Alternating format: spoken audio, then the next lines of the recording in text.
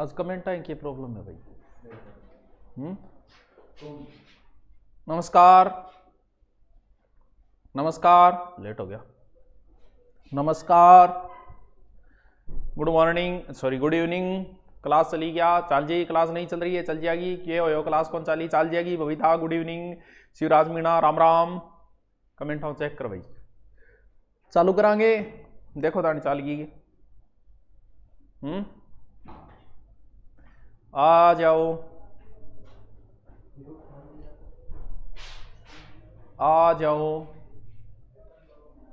आ जाओ, आ जाओ, आ जाओ, आ जाओ।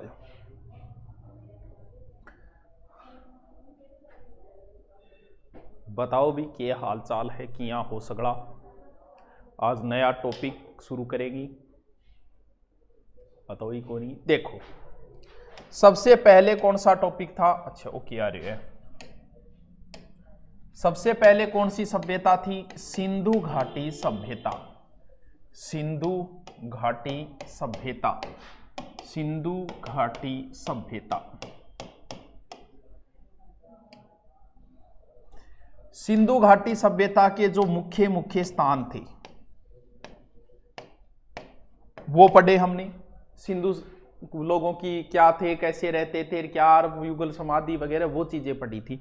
आज जो हम सिंधु घाटी के बाद दूसरी जो सभ्यता आएगी उस सभ्यता का नाम है वैदिक सभ्यता। वैदिक सभ्यता, वैदिक सभ्यता। वेदवाद को थाने थोड़ो बहुत कीमी जानकारी भी हैगे। नेट ने हिंदू धर्म बिलोंग करो के इतो तो बेरो हो गयो और कीमी नहीं पता हो गयो थाने। मान ले कि थे अबोध बालक हो, लेकिन इतना तो पता होगा कि 4 वेद है, 18 पुराण है, 108 उपनिषद है, 6 वेदांग है। इतनो तो पता होगा। हाँ गुरु जी इतो तो मान बेरो कि 4 वेद है। तो वैदिक सभ्यता में कोई टेंशन ही नहीं है। कैसे नहीं है? क्योंकि इससे पहले हमने कौन सी सभ्यता पढ़ी? सिंधु घाटी पढ़ी। सिंधु घाटी सभ्यता में क्या था? What is in Sindhu civilisation. हमने तथ्यों के आधार पर अंदाजा लगाया। तथ्य मतलब समझोगे? तथ्यों मतलब है कोई चीज मिली, जिया मान लो कोई युगल समाधि मिली तो आप कह दियो कि सागे दफना था। कोई कह दियो भी दाढ़ी मिली बढ़िया क्लीन शेव करेड़ी शानदार सी, तो आप कह दियो भी दाढ़ी रखते थे। हमने सिर्फ अंदाजा लगाया है, लेकिन यहां हमारे अंदाजा नाम की कोई चीज ही नहीं है, कोई टेंशन नहीं है।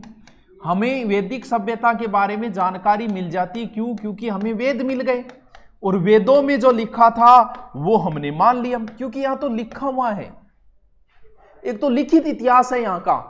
क्योंकि हमें पूरी जानकारी है, वेदों में जो लिखा है वो ये है कि वेदों में जब यज्ञ करते थे तो पत्नी बराबर बैठती थी। बाकायदा लिखा हुआ है, तो इसमें सोचने की कहां जरूरत है? खुदाई बुदाई कुछ है ही नहीं। सीधा सीधा हमने पढ़ा कि वैदिक सभ्यता में ऐसा होता था, यज्ञ करते थे, यज्ञ में आहुति देते थे, सूर्य की उपासना करते थे, ये मंत्र हुआ करते थे, ऐसे लड़ाई करते थे, हथियार रखते थे, पिता की मानते थे। तो ये तो लिखा हुआ है। तो जब भाई लिखा हुआ है तो फिर टेंशन ही कहां है? यानी वैदिक सभ्यता का मतलब जो वेदों में लिखा है वो हमने सीधा सीधा पढ़ लिया। अब हम इस सभ्यता की बात करें, क्योंकि वेद का अर्थ क्या है? वेद का अर्थ ही ज्ञान है, यानी जहां ज्ञान की बात है वही तो वेद है।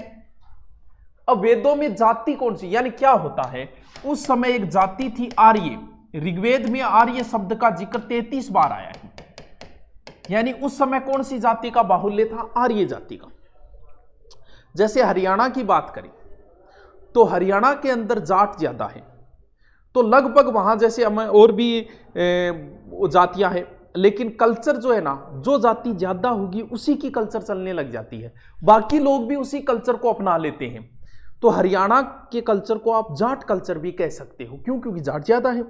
अब जैसे बात करें पंजाब की, पंजाब में ज्यादा क्या है? सिख है, तो आप पंजाबी कल्चर कह सकते हो, सिखों की कल्चर कह सकते हो, क्योंकि उस जाति का बाहुल्य ज्यादा है।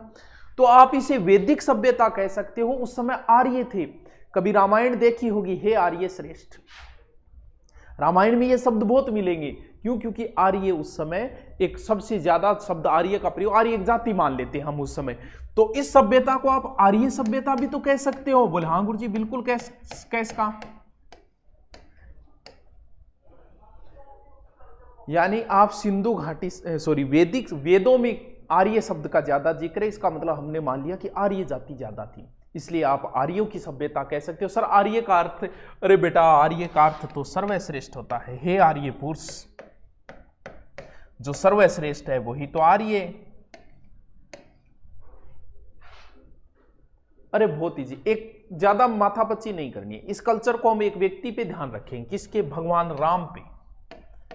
भगवान राम आर्य थे।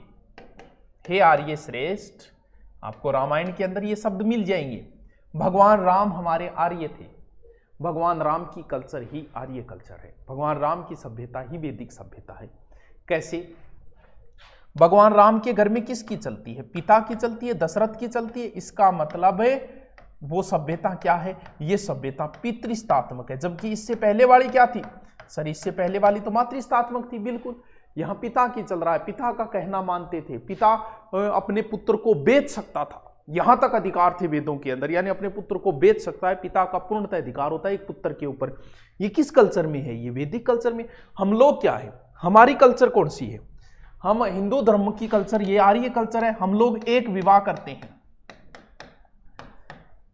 तो ये क्या है?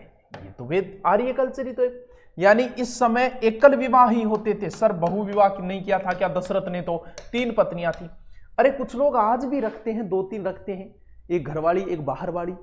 कुछ लोग होते हैं, बड़े लोग होते हैं, वो गांव में तो न्यारी लुगाई रखेगा, शहर में रहे बट न्यारी रखेगा, गटी नाक रहे बट न्यारी रखेगा। वो एक अपवाद है। राम की कितनी पत्नी थी? सर राम की तो एक ही थी। एक बार ऐसी सिचुएशन आ गई थी भगवान राम के समय कि भगवान राम, सीता वन में चली गई थी, भगवान राम ने किसी प्रकार से सीता को निकाल दिया। उसके बाद में और भगवान राम को अश्वमेध यज्ञ करना था। अब अश्वमेध यज्ञ का जैसे ही सीता को सूचना मिली कि भगवान अश्वमेध यज्ञ कर रहे हैं, सीता टेंशन में आ गई। अब आप कहोगे सर टेंशन में क्यों? टेंशन में इसलिए आई कि अश्वमेध यज्ञ का एक नियम होता है कि उसमें पत्नी हमेशा बराबर बैठती है। अब उसके टेंशन हो गई कि मेरे को तो बुलाएंगे नहीं और कहीं भगवान राम दूसरा विवाह ना कर ले। तब उसका सॉल्यूशन भी निकाला गया। ऋषि मुनि बैठे, सॉल्यूशन निकाला कि पत्नी, तब कहते हैं कि सीता जैसी एक सोने की महिला बनाई गई, यानी सोने की मूर्ति बनाई गई, बराबर बैठाएगी। तभी तो गीत नहीं सुना का, नकली सीता के फेर में तूने असली सीता छोड़ दी। तो भगवान राम, यानी उस समय पत्नी यज्ञ के अंदर बराबर बैठती थी। ये रूल आज भी है। आज भी आप कोई दान धर्म करोगे शादी के बाद में तो पत्नी का बराबर बैठा जाता है। आप कोई हवन करोगे, मान लो आप नया घर बनाओगे, नए घर में गृह प्रवेश करोगे, तो आपकी पत्नी आपके बराबर बैठेगी, तो पत्नी को बराबर। अब वहां पर एक ही विवाह का नियम था। राम ने एक विवाह किया, लक्ष्मण ने एक विवाह किया, शत्रुघ्न ने एक विवाह किया। अब वो दशरथ एक अपवाद स्वरूप है, वरना क्या चला करता था? एकल विवाह ही था, एक पत्नी विवाह ही था। तो हम भगवान राम की कल्चर से और आर्यों की पूरी सभ्यता बाहर निकाल लेंगे। सॉरी, अब आप देखो भगवान राम क्या रखते थे? सर घोड़ा रखते थे। अब भाई हमारे राजा महाराजाओं को, हमारे जो राजा थे ना, हम जो पढ़ते हैं ना इतिहास में, वो सारे राजा आर्य कल्चर को मानते हैं। वो आर्य सभ्यता के लोग हैं, बस ये समझो।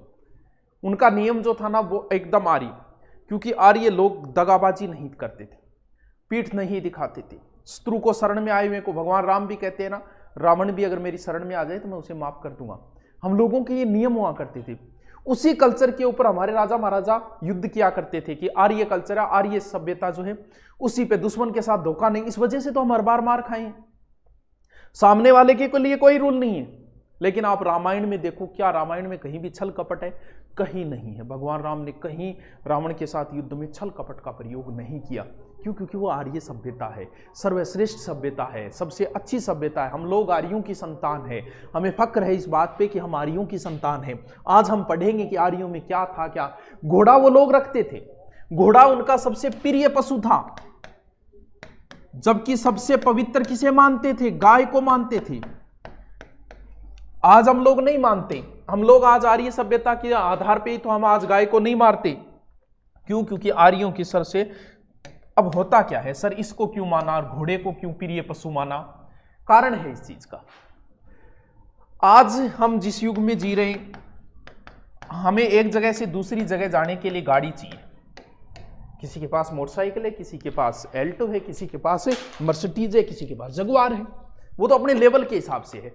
तो आपके पास जो साधन है आपको उस साधन से प्रेम हो जाता है। आपके पास जो भी गाड़ी है, अगर उस गाड़ी में कोई ठोक देना तो आपको गुस्सा आएगा, आप लड़ने भगड़ने को तैयार हो जाओगे। क्यों? क्योंकि आदमी को उस चीज से प्रेम हो जाता है। आर्य लोग इधर उधर जाते थे तो किस पर जाते? जाहिर सी बात है भी हम लोग क्यों पढ़ते? महाराणा प्रताप का सबसे प्रिय घोड़ा चेतक था। चेतक था। क्यों भाई? क्योंकि उनके पास वही तो सब कुछ है। इधर से जाएंगे, कहीं जाएंगे, लड़ाई करेंगे तो वो घोड़े ही है भी। उस समय कोई गाड़ी थोड़ी होती थी। तो जो आदमी इधर से उधर जा रहा है तो उससे प्रेम होगा। बचपन में तुम्हारे पास साइकिल थी, तुम साइकिल से स्कूल जाते थे, वो साइकिल तुमको प्रिय थी। तो उस समय उनका मूल आधार ही घोड़ा था, तो जाहिर सी बात है कि घोड़े से प्रेम होगा। तभी तो हम पढ़ते हैं इतिहास में, इसके घोड़े का नाम ये, उसके घोड़े ये, उनकी मर्सिडीज है। फिर बात आई गाय। लड़ाई किस चीज की है? अगर हम वर्तमान में बात करें तो आज हम गाय के लिए नहीं लड़ते, वो एक अलग चीज है। हम उस परंपरा को मानते हैं, तो गाय कोई मामला होता है तो हम उस मुद्दे को उठा देते हैं। लेकिन पालते कितने को? रे तुम में से नहीं पालते, तुम लोग भी नहीं पालते, गाय को पालते नहीं। क्यों? क्योंकि जीवन का आधार क्या है? आज किस चीज की लड़ाई है? आज आदमी सारे हथकंडे अपनाता है, क्योंकि आदमी लड़ाई उसी चीज के लिए करता है जिससे उसका जीवन यापन हो। आज हम लोग नौकरी के लिए लड़ते हैं। क्यों लड़ते हैं? क्योंकि नौकरी से हमारा जीवन यापन होगा। तुम अगर नौकरी लग गए तो तुम्हें पता है अब मेरी जिंदगी 60 साल तक आराम से कट जाएगी और उसके आगे की भी कट जाएगी। आप अपने जीवन को सेव करने के लिए, अपने जीवन पूरी जिंदगी को सुरक्षित करने के लिए आप नौकरी के लिए लड़ाई करते हो।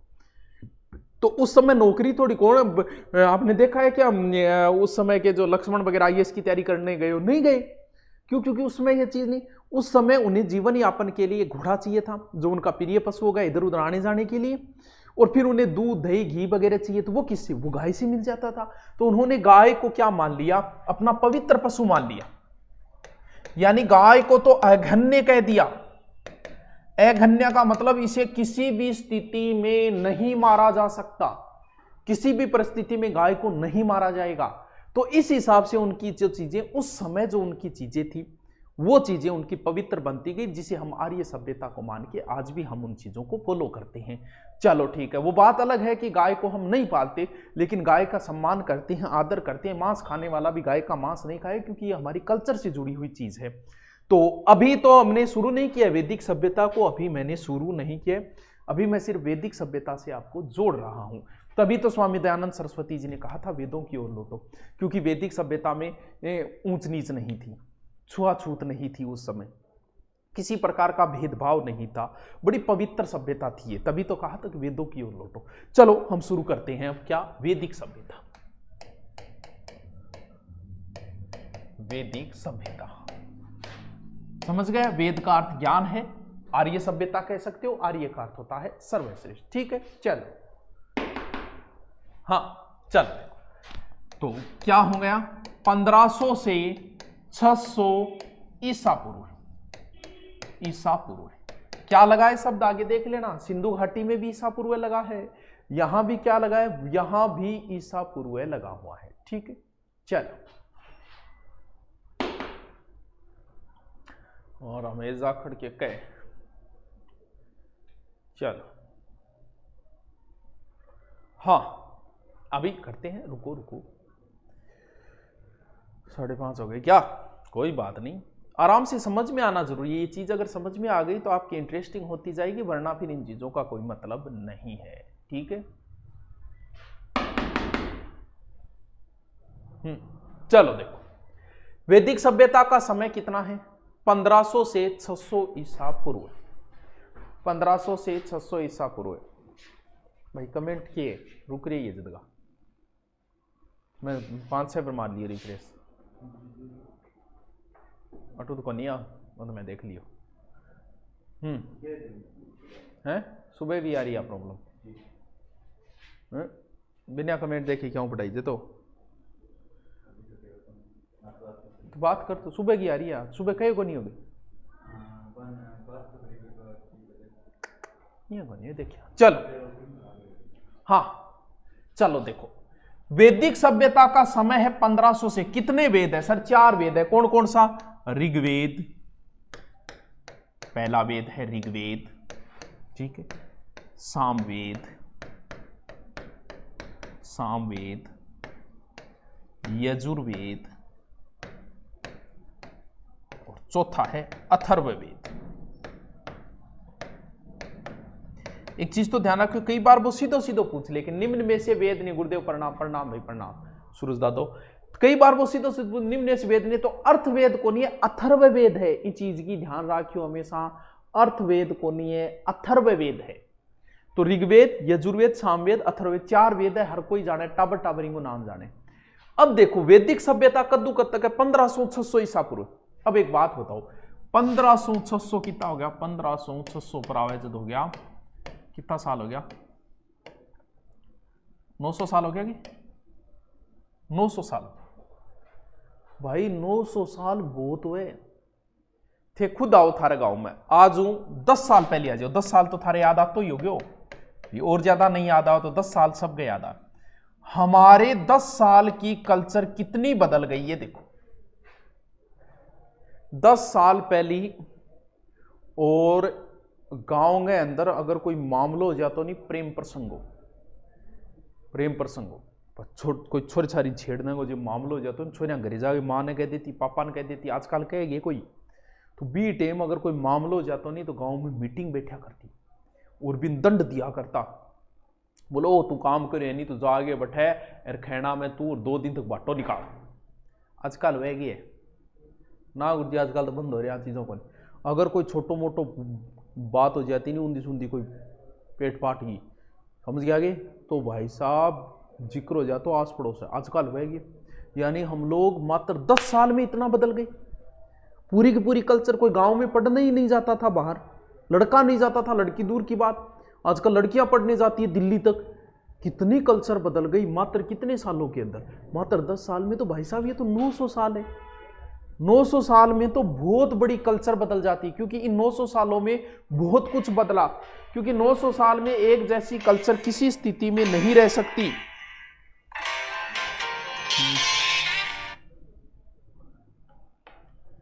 समझ गया ये? तो ये कल्चर ना अपन 2 पार्टा में बांटना पड़ा, क्योंकि बहुत लंबी कल्चर है, तो इसे मैं पूरे 2 पार्टों में बांट लेता हूं। ये तो कौन कौन से पार्ट? एक पार्ट इधर बांट लेता हूं। आज कमेंट में गड़बड़ हो रही है कोई बात नहीं। देखो एक पार्ट तो मैं नाम दे देता हूं, ये सबसे पहले जो वेद है उस वेद के नाम पर क्या? ऋग्वेदिक सभ्यता। ऋग्वेदिक सभ्यता। और जो बाद का है उसे मैं नाम दे देता हूं उत्तर वैदिक सभ्यता। यानी ये कल्चर जो है वो यहां आते आते बदलेगी, क्योंकि 900 साल बहुत लंबा समय होता है। तो ये तो हो गया 1500 से 1000, और ये हो गया फिर 1000 से 600। देखो ईसा पूर्व लगेगा दोनों में, यानी वैदिक सभ्यता बहुत लंबा समय, तो हम इसे 2 पार्टों में बांटे, क्योंकि यहां कुछ और होगा, यहां कुछ और होगा, यहां कल्चर कुछ और होगी, यहां की कल्चर कुछ और होगी। कल्चर पूरी की पूरी बदलेगी, और बदलने की वजह से मुझे 2 भागों में बांटना पड़ा इसे। तो एक का नाम है ऋग्वेदिक सभ्यता। इस सभ्यता में सिर्फ और सिर्फ एक वेद पढ़ा जाएगा, और उस वेद का नाम है ये। यानी इस सभ्यता में सिर्फ एक वेद पढ़ेंगे, ऋग्वेद, और ये 3 वेद कहां पढ़ेंगे? ये 3 वेद इस सभ्यता के अंदर पढ़ेंगे। यानी ऋग्वेदिक सभ्यता में सिर्फ एक वेद पढ़ा जाएगा जिसका नाम है ऋग्वेद। उत्तर वैदिक सभ्यता के अंदर 2 पढ़े जाए, 3 वेद बाकी जो बच गए वो इसमें पढ़े जाएंगे। यानी कई बार सीधा पूछ लेता है ऋग्वेदिक सभ्यता में कौन सा वेद पढ़ा जाएगा? यानी ऋग्वेद में जो चीजें थी, ऋग्वेदिक कल्चर, ये बाद की है। अब एक चीज प्रश्न यहां से और पुटअप हो जाता है कि वेद त्रय में कौन सा वेद शामिल नहीं है? कई बार यह भी प्रश्न आ जाता है कि वेद त्रय में कौन सा। एक तो सीधा पूछेगा उत्तर वैदिक सभ्यता में कौन सा वेद शामिल नहीं है, आप कहोगे ऋग्वेद नहीं है, ऋग्वेद यहां पढ़ा जाएगा, ये तीनों वेद उत्तर वेद में पढ़े जाएंगे।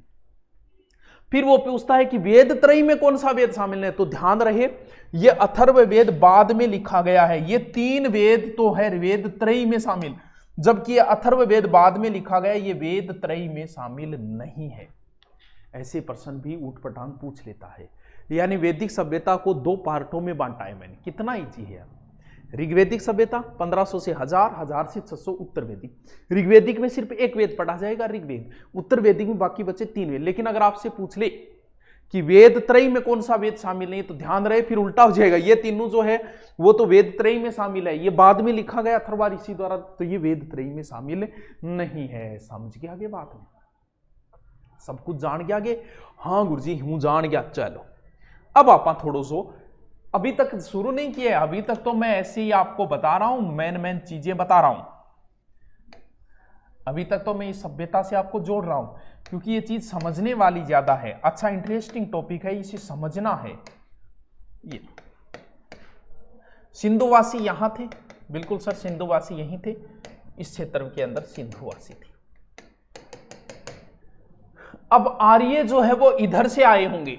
आर्यों के बारे में अनेक विद्वान अलग अलग मत देते हैं। जैसे कुछ विद्वान कहते हैं कि ये भारत से, भगवान दास कहता है कि नहीं आर्य भारत के निवासी थे, तो भगवान भारत में हुए, तो भगवान दास आर्यों को भारत मानता है। कुछ कहते हैं कि नहीं ये तिब्बत के निवासी थे, ये बात हमारे स्वामी दयानंद सरस्वती कहते हैं कि आर्य जो है वो तिब्बत निवासी थे। कुछ लोग कहते हैं कि ये सप्त सेंधव प्रदेश यही है, कि इसी क्षेत्र में आर्य थे। सर सप्त सेंधव प्रदेश कौन मानता है? अविनाश चंद्र। और एक बोलता है उत्तरी ध्रुव है, कौन बोलता है? तिलक ये कहते हैं कि नहीं आर्य उत्तरी ध्रुव से था। कैसे याद करें, चलो अभी बताता हूं मैं। और एक इतिहासकार है जर्मनी, जिसका नाम है पेनका कहता है कि नहीं ये जर्मनी से था। और एक कहता है मध्य एशिया, सभी को याद करना पड़ेगा आपको। मध्य एशिया मानता है मैक्स मूलर। देखो कैसे याद करोगे, मैक्स मूलर, मैं से मध्य एशिया, मैं से मैक्स मूलर। मैक्स मूलर कहता है कि आर्य मध्य एशिया से आए हुए थे। ठीक है गुरुजी याद रहे, जो मैं से मध्य एशिया। मैंने तिलक जो है वो ऊपर निकलता है, यहीं तो निकलता है तिलक, ये हमारे शरीर का उत्तरी भाग ऊपर उत्तरी होता है, तो उत्तरी ध्रुव कौन मानता है? तिलक जी जो है वो ये कहते हैं कि नहीं आर्य उत्तरी ध्रुव से आए, क्योंकि वेदों के अंदर 6 महीने की रात और 6 महीने के दिन का जिक्र है। भाई उन्हें कैसे पता 6 महीने की दिन रात होती है? इसका मतलब कहीं ना कहीं वो उस क्षेत्र से आए हैं जब 6 महीने के दिन रहे होंगे, इसलिए वो कहते हैं कि उत्तरी ध्रुव है। हमारे सरस्वती जी कहते हैं तिब्बत निवासी थे। भगवान दा एक सरस्वती जी याद करा। पेनका कहता है कि जर्मनी से आए थे। वो इसलिए कहता है क्योंकि हिटलर अपने आप को आर्य मानता था, इसीलिए कहते हैं। सर सिलेबस कब तक जारी होगा? सर ग्राम से सिलेबस कब तक जारी होगा? ये पटवार वाला ही सिलेबस रहेगा लगभग, चिंता न करें। अटक रही है क्लास? ऐसी बात तो नहीं है, चलो कोई बात नहीं। तो ये तीनों नाम, चारों नाम आपको याद करने पड़ेंगे अगर आप डीपली तैयारी करना चाहते हो। अब हम करते हैं, मान लो आर्य यहां से आए, क्योंकि अफगानिस्तान की 4 नदियों का जिक्र है ऋग्वेद में, इसलिए हम कह लेते हैं कि इधर लास्ट स्थान मान लेते हैं अफगानिस्तान। सबसे पहले कहां आएंगे? इसी क्षेत्र में आएंगे। इधर कौन सी नदी है? सर ये तो नदी सिंधु है, बिल्कुल सिंधु है। ठीक है, और यहां महत्वपूर्ण नदी है सरस्वती, और इधर रह गई यमुना, ये गंगा है, ये यमुना है। चलो जिक्र करते हैं, देखो समझो इस चीज को, बहुत अच्छा इंटरेस्टिंग। आर्य इधर से आए, सिंधु नदी को पार किया और फिर सरस्वती नदी के पास में आके बस गए। यानी शुरुआत में आर्य इस क्षेत्र में आए, यानी पंजाब मान लेते हैं कि पंजाब के आसपास क्षेत्र में आके आर्य बस गए। अब एक प्रश्न बहुत इंटरेस्टिंग, बहुत शानदार प्रश्न बनता है, समझते जाओ बस आराम से, कि आर्यों की पवित्र नदी कौन सी है? आर्यों की पवित्र नदी कौन सी है और आर्यों की मुख्य नदी कौन सी है? 2 शानदार प्रश्न बनते हैं। देखो मान लो आप कोटा से हो, ठीक है, कोटा से हो आप, तो आपको यह कह दे कि भाई ये बताओ आपके लिए महत्वपूर्ण नदी कौन सी है, तो कोटारा कहेगा भाई मारो काम चाले है चंबल नदियों, तो मारे लिए 100 क्यों चंबल, ये चाहे महत्वपूर्ण कह दे और चाहे पवित्र कह दे। बोल गंगा, बोले यार गंगा गट्ठे, गंगा मारे क्या काम आई? तो गंगा भाई आप जहां रह रहे हो, आपका जीवन यापन वहां रहने वाली नदी से चल रहा है। अब एक चीज बताओ, आर्यो, कुछ लोग ये प्रश्न आएगा ना, आर्यों की पवित्र नदी, कुछ लोग गंगा करके आ जाए, क्यों? क्योंकि वो मानते हैं कि गंगा ही पवित्र। अरे तो बावड़ी त्रेड़, तो गंगा नदी तक कहां गंगा नदी है और कहां आर्य है? आर्य शुरुआत में पंजाब के आसपास फंसे, उन्हें पता ही नहीं था गंगा नदी है कि नहीं। उन्हें के तो सब कुछ सिंधु और सरस्वती नदी महत्वपूर्ण थी उनके लिए, तो क्योंकि उनका काम तो सरस्वती से चल रहा था। तो ध्यान रहे, आर्यों की महत्वपूर्ण नदी तो सिंधु है, लेकिन उनकी पवित्र नदी कौन सी है? सरस्वती है। क्यों? क्योंकि शुरुआत में आर्य इसी नदी के आसपास बसे, तो भैया उनका काम इस नदी से चला है, गंगा से नहीं चला। अब धीरे धीरे आर्य आगे बढ़ते गए तो लास्ट में कहां पहुंच गए? गंगा नदी, यहां यानी यमुना और गंगा तक। क्योंकि ऋग्वेद में गंगा का जिक्र एक बार है, यमुना का जिक्र 3 बार है। भाई उन्होंने गंगा का जिक्र ही एक बार किया है, पूरे ऋग्वेद में गंगा का एक बार जिक्र है। इसका मतलब आर्य लास्ट में कहां तक पहुंचे होंगे? यहां गंगा नदी तक पहुंचे होंगे, वो भी उत्तर वैदिक काल में। पहले तो इधर पंजाब के आसपास आके बसे थे, यानी आर्य पश्चिम में लास्ट अफगानिस्तान में थे, इधर लास्ट में बढ़ते बढ़ते गंगा नदी तक पहुंच गए होंगे। पढ़ा है राजस्थान का जीके, ऋग्वेद में राजस्थान के लिए किस शब्द का प्रयोग किया गया? ब्रह्मवर्त का। किया गया कि नहीं किया गया? इसका मतलब राजस्थान का जिक्र है ऋग्वेद में, तो इधर लास्ट में आर्य कहां तक आए थे? राजस्थान तक। आर्य एक चीज पिया करते थे जिसका नाम है सोमरस। क्या पीते थे? सोमरस। भी बोले दारू नहीं है, यानी कोई आदमी दारू कौन पिए? वो बियर पिए। बात एक ही है, बाबा रामदेव जी को पिलावे आपने गौमूत्र, वो ये जो आपने गायांग नहीं करे, वो बढ़िया पैकिंग करके देते, चीज बाई है। बियर में भी वही मूत है और वही दारू के अंदर है। मूत्र मान लियो, कोई बुरा ना मान लियो, पीनियो, चीज बा एक ही है, लेकिन बिन बियर बोल दे और बिन दारू बोल दे, बात एक ही है। तो दारू वैसे सोमरस बोल दियो, देवता सोमरस पीते थे, तो भाई बाई चीज है, सोमरस पी के आदमी टल्ली हो जाता हो, तो बात एक ही है। लेकिन आप पवित्र नाम ले लिया, सोमरस ले लिया, दारू नहीं लिया। तो ऋग्वेद में जिक्र वहां है सोम का, हिमालय की मुंजवत चोटी से प्राप्त होता था। कहां से? हिमालय की मुंजवत चोटी से। ये जो सोमरस का जिक्र है वो ऋग्वेद के वैसे देखे तो 9वें मंडल में जिक्र हुआ है इसका। वो एक देवता ही बना रहा कि स्पेशल अलग डिपार्टमेंट है, वो अलग देवता ही है ये। तो ऋग्वेद में किसका जिक्र हुआ है? हिमालय की मुंजवत चोटी का जिक्र है। इसका मतलब उत्तर में लास्ट कहां तक गए होंगे? हिमालय तक। बात समझे क्या? यानी आर्य पश्चिम में 4 नदियों का जिक्र अफगानिस्तान तक थे, उत्तर में हिमालय की मुंजवत चोटी से थे, इधर गंगा तक थे, इधर राजस्थान, यानी इतने क्षेत्र के अंदर आर्य फैले हुए थे। था, थी, थू, थे, थी। समझ में आ गई की बात? आज कमेंट में गड़बड़ हो रही है, कोई चाल रहा को नहीं, कोई बात नहीं चाल रहा है तो चला देंगे, आग लगा देंगे। आज आश्रम की घोषणा करेंगे, गुरुकुल है नाम आश्रम में। मेरे तो 10 बार होगी, सर जी मैं पहले बीएड करूं या एमए, यह बताओ। बीएड में हो रहा है तो बीएड कर लो, मास्टर लाइन में जाना है तो, क्योंकि एमए करके फिर कोई ना कोई डिग्री करनी पड़ी, वरना मास्टर का पेपर नहीं दे पाओगे आप। तो बीएड कर लो पहले, वो आपकी मर्जी है, आप आगे करना क्या चाहते हो। कॉलेज में पढ़ाकर अभी आई हो, सुमन चांद तो पढ़ा के हो रहा है ये छोरा, चोखो सर क्लास रुक रही है तो थोड़ी आज कोई प्रॉब्लम आ रही थी, पास कहना पड़ेगा। आज की बात हुई है। मनीषा नोटिफिकेशन कहाँ आते हैं बताओ भी मनीषा। तो टावरों की मैं समझ में आयो कि मैं आज की बात बताई यार, कितना ईजी है वैदिक सभ्यता, तो बहुत ईजी। इसका प्रश्न तो गलत होना ही नहीं चाहिए भाई साहब किसी भी सूरत में। देखो मैंने आपको बताई सबसे पहले वैदिक सभ्यता। आज थोड़ी प्रॉब्लम है शायद, चलो थोड़ा ही पढ़ा देता हूं। कब से कब तक है? 1500 से 600 ईसा पूर्व। ठीक है, मैंने बताया कि वेद का अर्थ ज्ञान है, आर्य का अर्थ सर्वश्रेष्ठ। वैदिक सभ्यता को आप आर्य सभ्यता भी बोल सकते हो। इसके बाद में इस सभ्यता को 2 भागों में मैंने बांटा। एक सभ्यता का नाम दिया ऋग्वेदिक सभ्यता, जो 1000 से जो 1500 से 1000 तक है। फिर मैंने कहा उत्तर वैदिक, जो 1000 से 600 तक है। वैदिक साहित्य दोनों चीजें अलग अलग है, यानी ऋग्वेदिक में सिर्फ एक वेद पढ़ा जाएगा ऋग्वेद, और यहां 3 वेद पढ़े जाएंगे। लेकिन अगर आप पूछ ले वेद त्रयी में कौन सा वेद शामिल नहीं, तो आपको बोलना पड़ेगा अथर्ववेद। अगर कह दे उत्तर वैदिक में कौन सा वेद शामिल नहीं, तो आपको बोलना पड़ेगा ऋग्वेद। दोनों चीजों में थोड़ा, क्योंकि इसमें सिर्फ एक ही वेद पढ़ा जाता है। फिर बताया कि आर्य सर्वप्रथम सप्त सिंधु क्षेत्र पंजाब के आसपास बसे, फिर गंगा नदी तक गए, उत्तर में हिमालय मुंजवत और दक्षिण में राजस्थान और पश्चिम में अफगानिस्तान तक।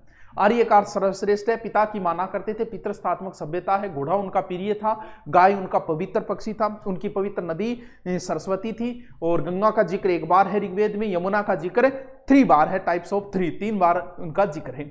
फिर मैंने इनकी उत्पत्ति की बात की, तो भारत मानता है भगवान दास गिडवानी, तिलक जो है वो उत्तरी ध्रुव मानते हैं, सरस्वती जी उनका मूल स्थान तिब्बत मानते हैं, और मैक्स मुलर जो है वो मध्य एशिया मानता है। तो इनको आप ट्रिक से सेट कर सकते हो। अब हम जिक्र करेंगे किसका, एक एक वेद को पढ़ेंगे। सबसे पहले हम कौन से वेद को पढ़ेंगे, ऋग्वेद को। क्यों, क्योंकि हमें पहले कौन सी पढ़नी है, ऋग्वेदिक सभ्यता पढ़नी है। तो ऋग्वेदिक में एक ही वेद पढ़ा जाएगा, कौन सा, ऋग्वेद। सबसे पहले अग्नि की उपासना से इस वेद की शुरुआत होगी। ठीक है, अग्नि को महत्व ज्यादा देते थे। इसमें मंत्र है, तो ध्यान रहे मंत्र को ऋचा बोला जाता है या पद्य का, इसको एक ही बात है। फिर इसमें सूक्त भी है। सूक्त का अर्थ है अच्छी उक्ति, यानी बढ़िया उक्ति, यानी गुड उक्ति, भाई सूक्त है। सबको पता है वेदों की भाषा क्या है, संस्कृत है। लिपि सबको पता है, ब्रह्मी है। अब देखो, ऋग्वेद के अंदर 10 मंडल, 1028 सूक्त, मंडल को मतलब लेसन समझ लो, 1028 क्या है, सूक्त है। कुछ किताबें आपको 1017 लिखेगी, वो भी सही है। और 10,580 क्या है, मंत्र है। वेद किसने लिखे, वेद व्यास ने लिखे, महर्षि कृष्णदेवराय वेद व्यास। सबसे पहले हम ऋग्वेद को पढ़ेंगे, सबसे प्राचीन वेद है, इसमें ऋचाएं हैं, मंत्र। ऋग्वेद में 10 मंडल, 1028 सूक्त, 10,580 मंत्र, 10, 28, 80, 10, 10, 10, 10, 28, 80। कितनी तैयारी करते हो, किन पूछा है। ऋग्वेद में 10 मंडल, 1028 सूक्त, 10,580 मंत्र। फिर हम एक एक मंडल को पढ़ेंगे। आज तो टाइम हो गया, मंडल नहीं पढ़ पाएंगे, तो मंडल भी कल पढ़ेंगे, लिखावट भी कल करेंगे। तो आप कहो तो मैं दोबारा रिपीट मार दूं, वरना वेद तो बहुत ईजी है भाई साहब। वेदों का तो आनंद ही अलग है। और ध्यान रहे, ऋचाओं को पढ़ने वाले पंडित को बोला जाता था होत्री। वेद कहां लिखा गया, सप्त सिंधु क्षेत्र में, जहां रहेंगे वहीं लिखेंगे। अरे कितनी इजी सभ्यता है यार। वैदिक सभ्यता 1500 से 600 ईसा पूरे 2 भागों में बांट दो इसको। ऐसे ही ऐसे दिमाग में चलनी चाहिए पूरी की पूरी कहानी। कहाँ से आए यार ये, इधर से आए, पहले अफगानिस्तान, फिर पंजाब में बसे, फिर गंगा नदी तक गए, उत्तर में हिमालय, दक्षिण में राजस्थान, फिर कहाँ से अलग अलग विद्वानों के, मैं से मध्य एशिया, मैक्स मुलर, तिलक ऊपर निकला, उत्तरी ध्रुव तिलक, सरस्वती जी तिब्बत मानते हैं, और भगवान दास भगवान भारत में हुए, वो आर्यों का मूल स्थान भारत मानते हैं। फिर हम सबसे पहले ऋग्वेद पढ़ेंगे। ऋग्वेद 10 मंडल, 1028 सूक्त, 10,580 मंत्र है, 10, 28, 80, 10, 28, 80। ऋचाओं का कहा जाता है, ऋचाओं को पढ़ने वाले को होत्री कहा जाता है। भाषा इसकी संस्कृत है, महर्षि कृष्णदेवराय वेद व्यास। और अब हम 10 मंडलों को एक एक करके मंडलों को पढ़ेंगे। हाँ क्या यार, कितना ईजी है। तो पढ़ते रहो, टेंशन लेने की कतई जरूरत नहीं है, बस रिपीट मारते रहना साथ साथ में। चलो 10 मंडल कल ही पढ़ेंगे, क्योंकि अभी 5-7 मिनट बचे हैं तो हो नहीं पाएगा। कल ही लिखेंगे, कल ही पढ़ेंगे। Okay, thank you.